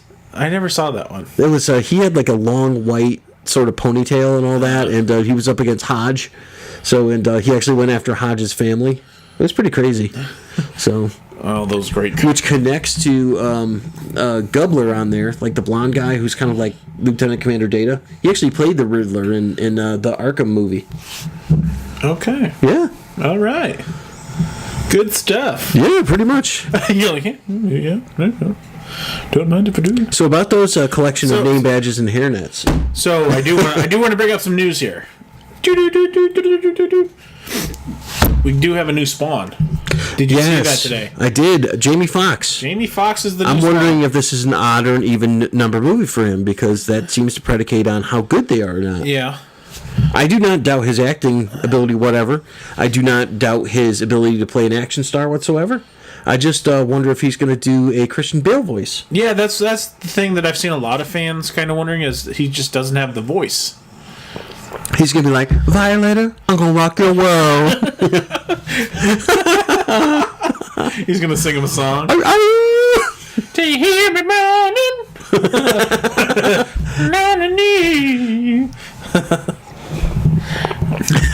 Doing his Ray Charles. So that's yeah, I mean, you got Ray, and you've got the soloist. Yeah, so I mean, I just don't know if he has the voice chops for it. The acting and the action, he's totally got. Yeah, I don't doubt that. I don't doubt that, but yeah, it's just the voice. Does he have that menacing voice? Yeah, because has he really had a menacing voice? Like, he was in Horrible Bosses, but he was in Spider-Man. Yeah, it was such garbage. Oh. He played Mr. Neon Phelps. And I mean, that's the thing, too. Not Leon, he was playing Neon. If you think about, like, what we're talking about, like, Samuel L. Jackson, how he shows up everywhere, and he's professional, and he's good, like, everywhere, you cannot say that about Jamie Foxx. No. You really can't. Because it's like, you don't know what grab bag of, like, I don't know, pills he took today or some shit. And then he goes and he shows up and he's like, oh, I'm going to do this today, and I'm going to play it this way. Like, yeah, you know what? You're not that great. Did I tell you I watched The Last Boy Scout last week? I forget if I mentioned that. I love that movie. That is a good movie. Why don't they get Damon Wayans to play him instead? I freaking love Damon Wayans. Damon Wayans, he's got his Lethal Weapon show now that he's doing with Sean William. Is his son on it? No, I don't believe so. Dude, I love Damon Wayans. He's so damn funny. Oh, yeah. Keenan Ivory Wayans was always the funniest to me, but Damon Wayans was great. Definitely. And then other news headlines that I saw, was Andrew Lincoln. He said this is going to be his last year of The Walking Dead. So what are we going to do with Rick? They're probably going to kill him. They're going to kill him off, but is that going to be the end of the show? Well, I mean, he is the main character. He is the main character. Now we have no Carl. We'll have no Rick. Yeah, I mean, he doesn't really have much left. Yeah, so, I mean, is it going to just be a Daryl show? I mean, I'm sure a lot of the female fans would be perfectly fine with just Daryl running around the woods. I don't get it, man. It's like, in terms of stuff, it's like, for attractiveness, that's what people like. The women love Daryl. They do. I'm like, I don't get it, man. I get, like, the Boondock Saints and all that, but I always thought they liked the other one better. Yeah, no, they love Daryl, and yeah, it's another thing. I don't know. I think it's just he's dark, mysterious. He literally looks like he smells funny. I literally smell you when I watch you. It's like, I'm smelling you with my eyes. I take a bar of soup and I wash my TV screen up. You're like, I saw you in the movie Gossip. I'm like, come on, man. So yeah, I mean, what? Nobody patri, nobody feely, nobody sancti sunt. Ron Jeremy was in that movie. Yeah. Thank you. Yeah. So yeah, it'll be interesting to see where The Walking Dead goes after this season. Yeah. I mean, it's one of those things. Do you think it's jumped the zombie shark, so to speak? Possibly. I mean, it's season 9. So is it time for the zombies to literally die? It would be cool if it had some sort of resolution that was final, whether it's positive or negative. I mean, I think that would be good. And Sopranos went, what, 6 seasons? Yeah. So like that. Sopranos was amazing. Except for the ending. Yeah, except for the ending was just, kind of left. I used to love James Gandolfini. Love that guy. Yeah. But, so season 9, is it going to wrap up? Is it going to continue? I mean, the ratings are starting to fall for it, so it makes sense that he's abandoning ship while it's still decent. But they have nowhere to go but down. That's the thing. They've been like the number one show forever. Yeah. And like everything else had to catch up to them to be good. And that's kind of where we got like the whole zeitgeist got better because of how good The Walking Dead was.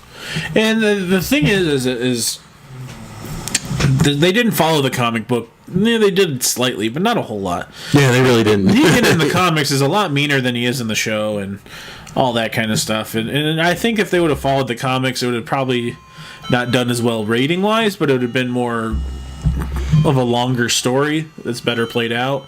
Because the last 2 seasons have kind of lulled, and I got a little bored with them. I really have not paid attention since season 2, and I'm like, it's okay. It's just not my thing. I liked Zombieland Zombieland and Z Nation. I thought Z Nation was friggin' hilarious. Well, Z Nation is hilarious because it's a good show. It had a baby zombie in it, dude. It had a bear zombie in it.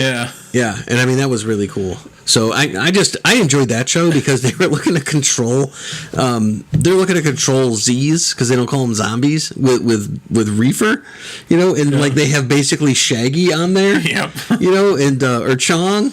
And I mean, they're refining zombie corpses into crude oil. Yeah. And I'm like, well, they're going some daring places with this that are just really interesting to me. So, and the main character is not what you think it is. It turns into someone else completely halfway through, and it's like, oh, it was her the whole time. Speaking of zombies, we're getting a Zombieland 2. Yes. Woody Harrelson announced it is going to happen. So. Wasn't he just in Star Wars? Yeah, Star Wars. Star Wars. All right, so I think we have to bring up a thing that I've been trying to put off this episode. Something that is near and dear to your heart and is going to crush me this time. Okay. To even bring it up, I would just like to ignore it this episode. For those of you who can't see me, I'm smiling. So we had our challenge there. Let me try to get a better picture here of our challenge. And thank you to everyone who voted, even if you didn't vote the way that either of us would prefer. Oh yeah, we had Uncle Traveling Nick versus... It's Matt. Uncle Traveling Matt. Uncle Traveling Matt. I always want to call him Nick. Nicky, Nicholas, Nicola. Yeah. Versus Danny Glover and his wonderful mustache as Murtaugh. And I lost. I lost by a lot, actually. Most of the votes went for Uncle Traveling Matt. And yeah. I didn't see that coming. I thought... Well, I mean, there's a whole counterculture that are Fraggle Files. And we identify ourselves by our colorful outfits and tails. And, we... we like to dance the day away. I lost, and so I have to sing a tune. and it's going to be horrible. Yeah, and I'm excited about this one. I would say turn down your radios or TVs for the next couple of minutes while I rendition you with a Dolly Parton. I wish I had something to shove into my shirt to get more into character. Yeah, really. So I'll just hold so he's gonna be singing out like this. What song are you gonna be singing? I have to sing 9 to 5 off of the Deadpool 2 soundtrack. Yeah. So hold on, we're gonna lose battery. Sorry, we had to change batteries. We ran out of batteries. So we're getting too old for this shit. You missed out on my wonderful singing. I'm not gonna do it. No. You should have seen it. There was all these celebrity guest stars: Dustin Hoffman, Michael Jackson. Oh my God! Tim Meadows came by for the first time. Kenny G. Laurel and Yanni were here. Oh God! And if you heard that wrong, I said it the other way. What the fuck, man? What a country we're in right now, where it's like people are talking, I hear this and I hear this. I'm like, I hear stupid shit. Well, I mean, your girlfriend's name's Laurel, and when you were in bed with her, she got mad and told you why you yelling Yanni. No, I told her I wanted to listen to Yanni. Oh, too horrible. He's Yanni. My name's Yanni. I'm president of Turkey. Hello to all of our friends in Greece. Sometimes people call me Laurel. Yanni, Zorba, whatever. Oh, all right. So here comes 9 to 5. Oh, do I have to? It's just going to be a lot of mumbling at the beginning. Hold on. Yep. I'm in the bed and I stumble in the kitchen, pour myself a cup of ambition, yawning, stretching, trying to come to life. Jumping in the shower and the blood starts pumping on the street. The traffic's jumping folks on me. 9 to 5. Working 9 to 5. Where to make a living, barely getting by. All right. That's all you got? Okay. I was going to back you up, but that's okay. Crazy if you let it. To 5 for the service and devotion. 9 to 5.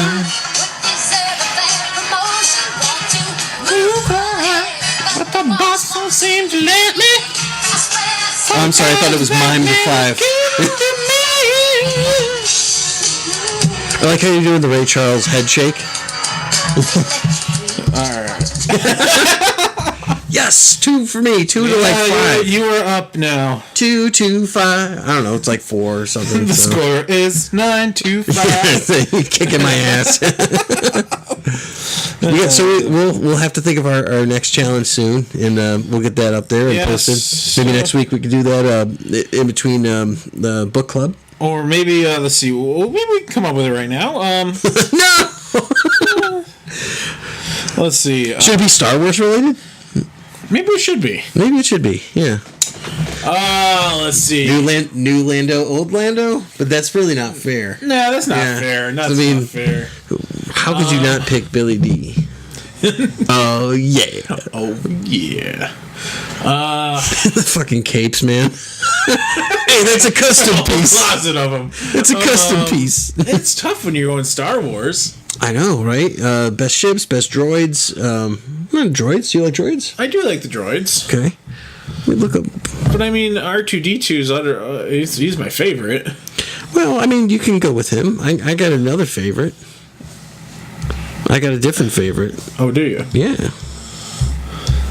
I don't know his name, but I'm going to look it up. Let me see. It's not going to surprise you at all. Okay. Yeah. No, I've got a favorite. So if you want to go, I'm ready to. I'll play it. All right. I'm thinking he's got some ace in the hole because he's. Yeah, Yeah, I mean the actor that plays him is amazing. I mean, that's kind of a cool thing. Yeah, you got. We don't have to do droids. We can do something else. If people look into, I don't think you're allowed to say who plays him, but if people look into it and see who plays him, what if we go and since we were talking about the prequels and all that, why don't we pull our favorite character out of the prequels? Oh, jeez. And we won't go. Well, we can go anywhere with it because it's like the prequels. It's bad enough. So let's say we could say who was best, who was worst, anything like that. What do you want to do? I'll go with Stormtrooper number 12. Okay. I'll go with Stormtrooper 13.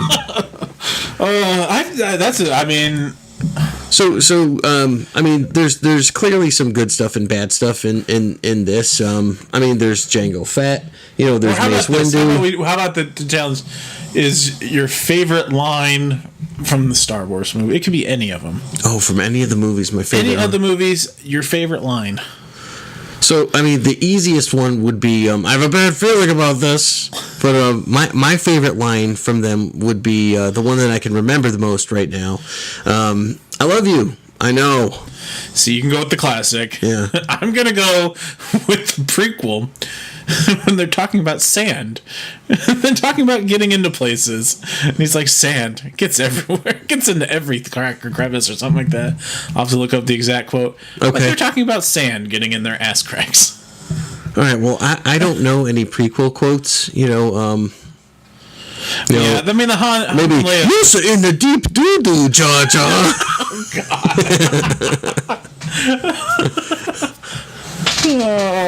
Are you an angel? or we could do Star Wars moment. Star Wars moment I like better because it's like I like I said, I enjoy the movies, but I don't digest them like hardcore Star Wars fans do. So my favorite Star Wars moment. I really like the battle in Empire that Strikes Back. That's kind of cool where he's fighting Luke. But I'm a big Return of the Jedi guy. Yeah. So I'm gonna say the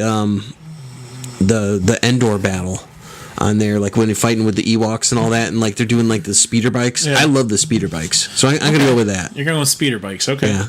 I am going to go with my favorite scene in Star Wars is where the stormtrooper smacks his head. And See, I like Spaceballs better. So. I just like because this movie's so serious, and you look in the background and bump. That's pretty awesome. Yeah. So I'll go with that little Easter egg hidden there. That's pretty cool. Yeah. I'll go with that scene.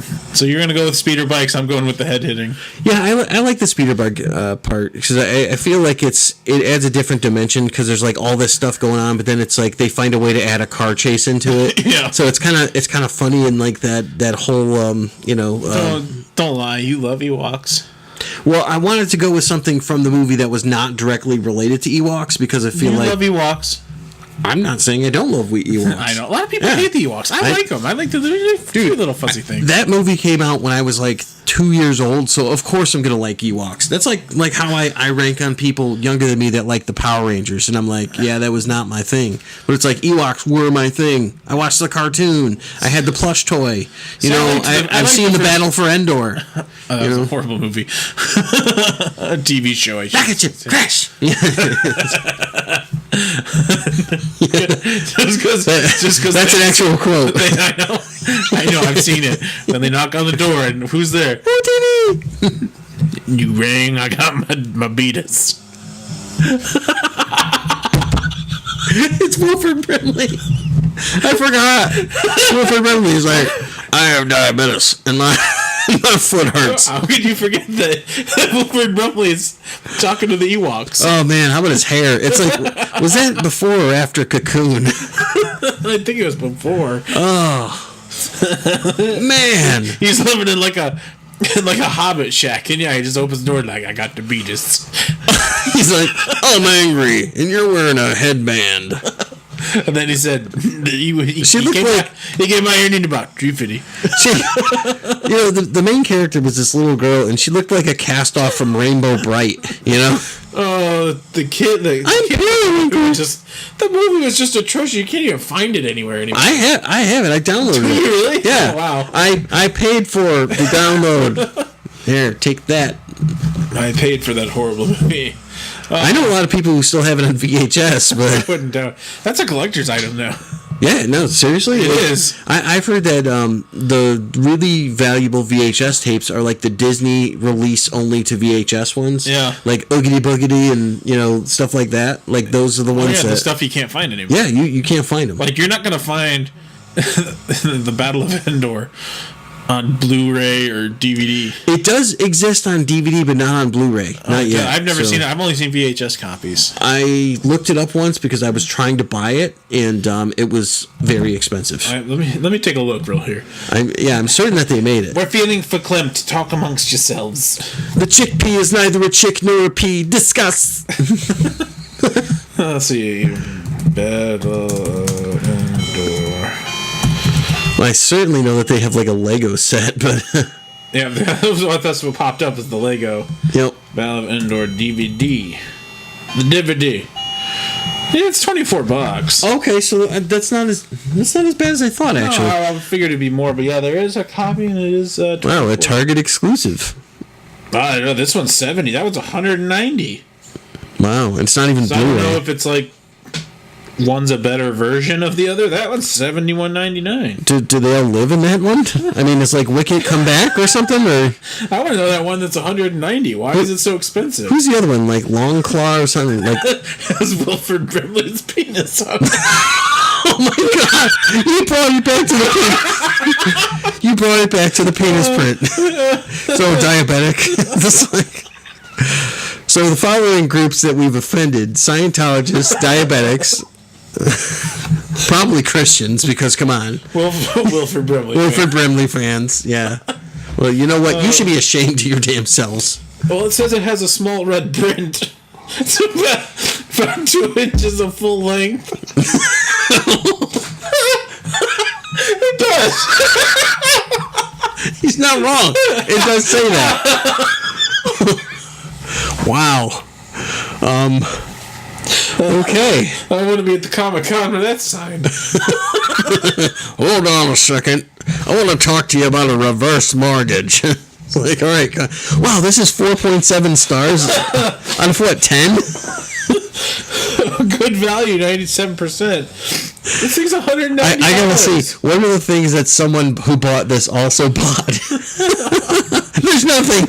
People do rate this good. Old school Star Wars fun. Goodbye, Star Wars completeness. Piece of history. Star Wars Ewok Adventure. Classic Ewok film. Wow. I feel like we should watch this. I think we need to have a reaction video. It has maybe that should be our giveaway. No 1 stars. Maybe that should be the giveaway. We're not going to buy the one here that's got the 2 inches of full length adventure. The price if you would like to, let us know. Would you like to experience Wilford Brimley's 2-inch adventure? Oh, I haven't cried this hard since you ate that cookie. Since we first introduced Cornelius. Yeah, that was pretty funny. And Racist Jason. Yeah. I think you laughed harder on Racist Jason than I did. Oh, it was really funny. Wow, this is still going for $190. It's going for $190 or best offer. I want to offer him $1. Best offer? I want to offer him $1. I dare you. This was going for $2,000. What? Who is this person? $2,292. Brand new sealed. They better have a dick print in it. For that much. Marina Bobbitt better fucking put a real dick in it. Yikes. $2,000. And yet I feel like that's another irrelevant reference that you've made. It's like, wow, it was made DVD edition for 2004. Yeah. It's as old as my daughter. It's got Warwick Davis in it. And Flauna Flanagan. Yeah, she was like Nordic of some sort. Yeah.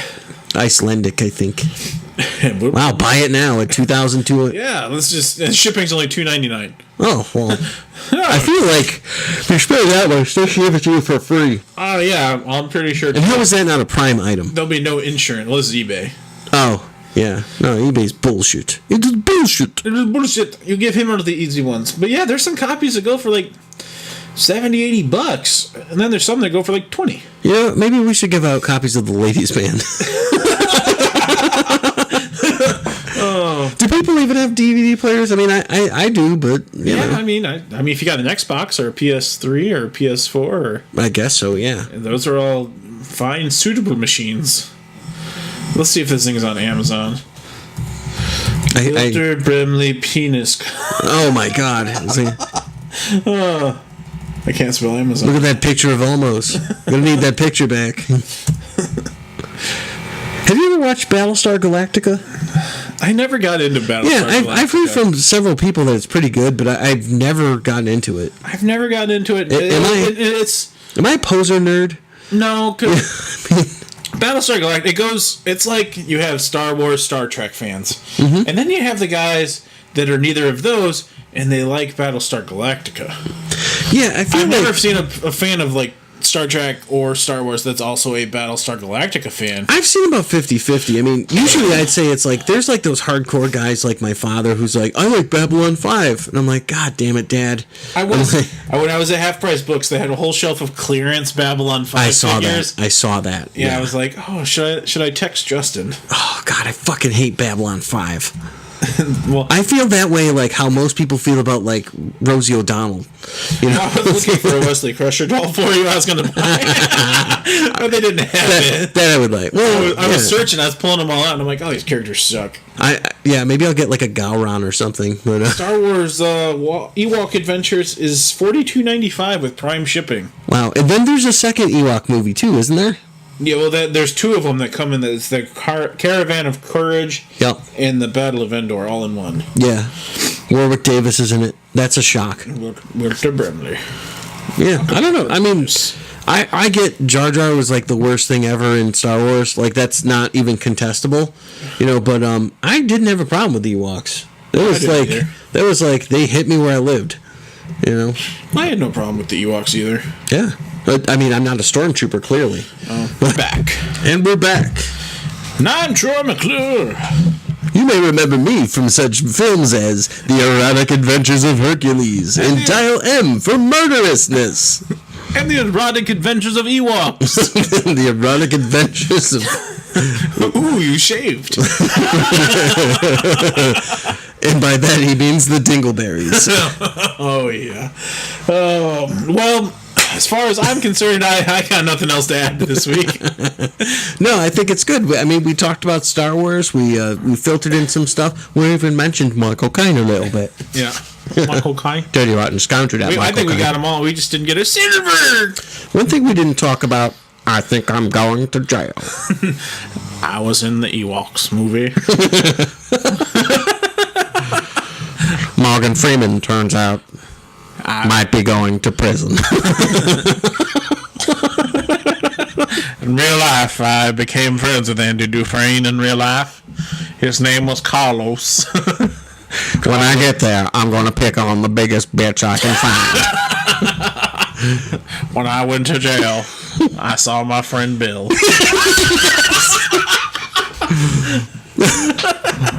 He asked me if I wanted a drink. I said no. Bill offered me toilet wine. Toilet wine? It was some mighty fine wine.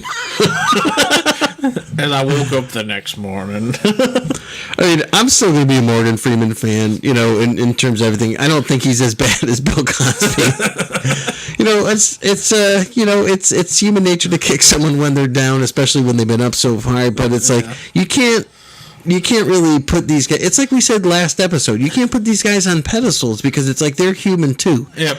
And I mean, if he made a mistake, he's going to pay for his mistake. So we're still going to make fun of his voice. Now I have to climb through a tunnel of shit and come out clean on the other side. And march like the penguins. And go to Mexico. And work on a boat. He's going to go hang out with Salman Rushdie now. You know, it's like... Me and Harvey Weinstein. Drinking my Mountain Dew ice. We didn't invite Bill. You got any of the pudding pop? I haven't talked like that in years. They can remake The Shawshank Redemption, but they would really have Morgan Freeman in it this time. Yeah, he can play Leonard. Harvey Weinstein can play. He can play Andy Dufresne. Yeah. Bill Cosby. I think they should get someone likable for the character, though. Bill Cosby can play the old guy with the crow. Ooh, yeah, Brooks. Yeah. I got a crow. That's so funny. I mean, make it. Bill Cosby is someone who has quite literally let everyone in the world down. And then what's his name? He fell harder than Michael Jackson. Yeah, but then what's his name can play the gay guy? I can't think of his name. Andy Dick. No, Andy Dick didn't get a... No, Andy Dick is a good human being in comparison. No, he's in a ton of movies. His show got pulled off of Netflix after he got caught... everyone's always wondered if he's gay, and I can't think of his name right now, and he's in a ton of movies. Yeah, I'm like that guy, Let me pull it up real quick. This is going to kill me until I can figure it out. Matthew Bomber? No. Oh, Kevin Spacey. Yes, Kevin Spacey. Yeah. I don't know why Kevin Spacey's name was slipping the mind, but yeah, Kevin Spacey can play the gay guy. Oh. They're all in jail already, so... I mean, is he kind of, like, the worst out of all of them? Because he touched a young boy? Yeah, I mean... Yeah, I would have to say yeah, because Cosby's kind of bad, and Weinstein is like, yeah, that's pretty bad. You know who they're not as bad as? Allison Mack.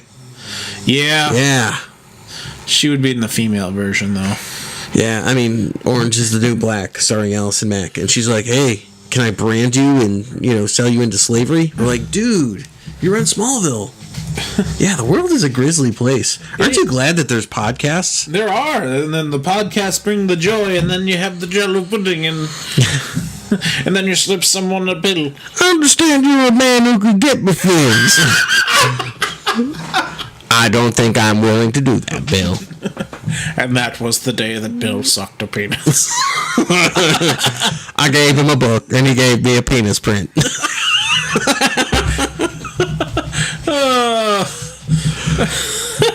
There's these tangents that we just go off on sometimes. I don't.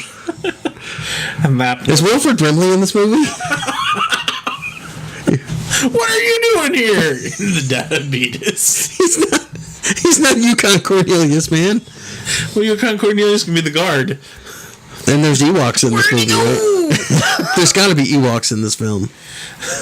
I don't know. I like how most of the time we end up fan casting who would play Batman characters.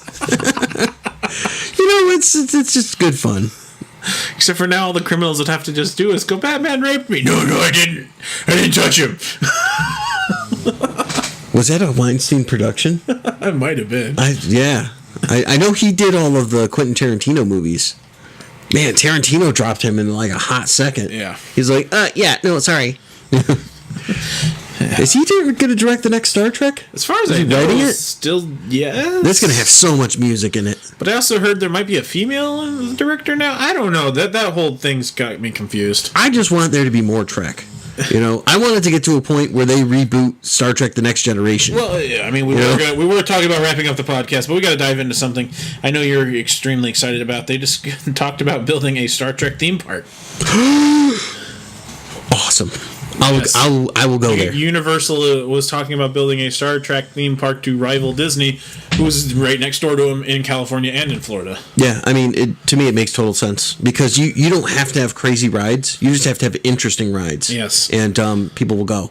And people will also go if you let them just, like, dress up and stuff. Like, if they have something like that, it'll be perfect. Well, I mean, it's just... In the rides, it's like you just get, like, pretend to be on the bridge and all that. Like, that would be great. Well, as soon as I told you, your reply to me was, I know where my ashes are being spread. Yes. Yep. I'm okay with that. So... And I guess I'm being cremated now, so... Well, that's what you told me. I mean, if you'd much rather like, I could stuff you and stick you in the captain's chair. Well, I have been stabbed 7 times, so, Thanks, Bob. I'll put a little recording that we push in this, like, star date. 2017. Pretty much, 2018, so... Morgan Freeman still hasn't come aboard the ship. He seems like he would be a logical choice for Star Trek, so... Star Trek theme park, man. That's awesome. Yes. So you'll be excited for that. I will be excited for that. He will be excited. That's like my version of Harry Potter Land. I want to go the first time you go so I can just see you running around going, what are those? Yeah, pretty much. I was just going to walk around, because I always said that I would be a science officer, so I'd have, like, the blue, so I'm safe, because the red ones are obviously going to get killed. So, but they would only take me on special away missions where it's like, we need to, analyze this plant or this rare fish. Be like, yeah, Data could do it. But you just took me because I'm like, the science guy that doesn't get out much, and they're like, no, come on, the away team. Then I end up getting killed by some, like, blob of something. I actually was going to buy you something. I did, and I should have picked it up for you. I was at Savers, and they had the Star Trek role-playing game from the 80s. Nice. That sounds fun. And does it have a VHS tape? No, but I opened it up, and it was confusing as all heck. I mean, I was like, he'll probably get it, because I have no clue what all this is. Wow, I'll have to check at Savers, because that's a good place to pick up board games, actually. Yeah, it was in their collectibles section, and it looked like it was all there. I don't know. But yeah, they had the Star Trek. I forget if I had that years ago. I don't know, but I have like the worst attention span when it comes to trying to learn rules to games. Remember, they tried to teach me Dungeons and Dragons, and I'm like, huh? I'm like, I don't really get it. They're like, just roll the big dice. I'm like, which one's the big one? They're like, let me do it. You know, I'm like, sorry. I saw like the meme. Have you ever seen the one with the dragons playing like people in houses or something like that? It's like, and your wife, you didn't compliment her on a hairdo. Oh no, you've got to pay the mortgage. You got to roll a 6. Ah! There's actually there's a podcast of that, and I'll have to look up the name for it. But it is of fantasy creatures that are playing as real humans in mundane lives. So it's all improvised, and it's like like a dwarf, an elf, a dragon, and stuff like that. And they're like playing. It's like, oh, you've got to go to the stockholders meeting. It's like, how about a battle of the voice changers, Darth Vader and Bane? That would be funny. You got to throw Kylo Ren in there. Hey guys, can I play with you? He's like, no, go the hell away. Your son cuts off your hand. Sorry, Grandpa. I don't have a son. I prefer the dark. You like the dark side? No, just the dark. Is Bill Cosby under there? Bill, you really adopted the dark. I was born in it. Bred by it. I think he might be the Joker. I didn't slip. Love that Joker. I was already a man. Wilford Brimley gave me a penis print. Oh my god. It just says beat us. Does he beat us off? Oh god. Oh, I think on that note, I'm Justin with an E. I'm Justin with a penis. I hope you do.